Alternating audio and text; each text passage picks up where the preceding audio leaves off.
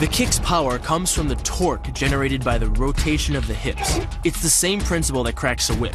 Turning the hips just a few degrees forces the foot to travel a much greater distance and creates a lot of speed as it does. The longer the leg and quicker the rotation, the faster the kick.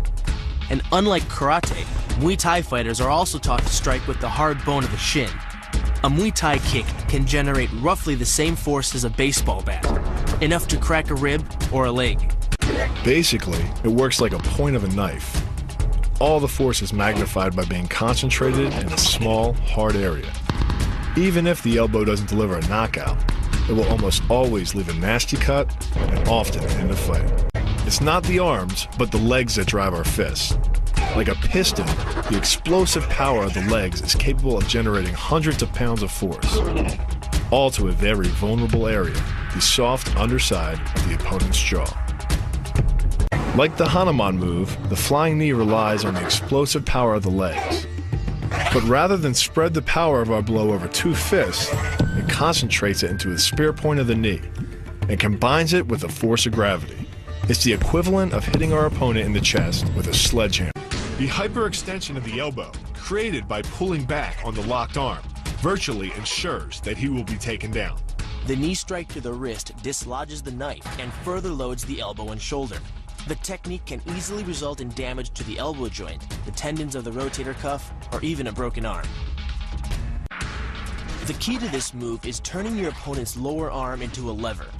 By grabbing his arm during the initial attack, you set up the lever such that direct loading to his elbow joint is achieved. Once the elbow is locked and loaded, you can pull a much heavier opponent off balance by simply lowering your center of weight. With practice, the ninja can hit his intended target from distances as great as 45 feet. At impact, that's more powerful than a Major League Baseball pitch. This move is more about timing and precision than power.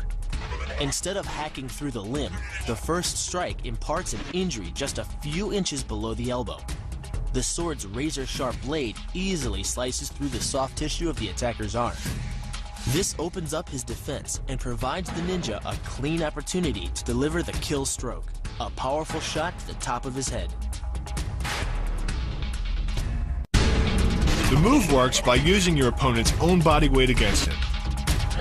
The first strike can land at speeds greater than 20 miles per hour and can stun your opponent with the same injury-producing energy as dropping a bowling ball from over 11 feet onto his torso. By using his arm as a lever in conjunction with the leg sweep, you drive your opponent to the ground. Once he is on the ground, you follow up with a devastating strike to his face. The secret to the move is wrist control. By rotating your opponent's wrist to the maximum extent of its range of motion, the bones of the wrist lock against the bones of the forearm and make it impossible to bring the strong muscles of the upper arm to bear. Then, you can pull your opponent off balance and into a potent knee strike. The combined force of the knee strike and your opponent's forward momentum can be as much as 2,000 pounds, enough to dent sheet metal. The effectiveness of the Pola Kaimao lies not in raw power, but in speed. By relying on your triceps to snap the strikes forward over the elbow, 3 blows can hit in 7/10 of a second. The final impact of the strike to your opponent's face can deliver as much as 175 watts of power, more than enough power to stun him or crush the cartilage of his nose.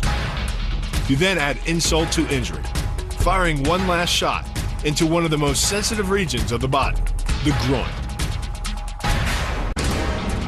Pulling off the move relies on 2 factors. The first is to combine the block and the strike into a single action.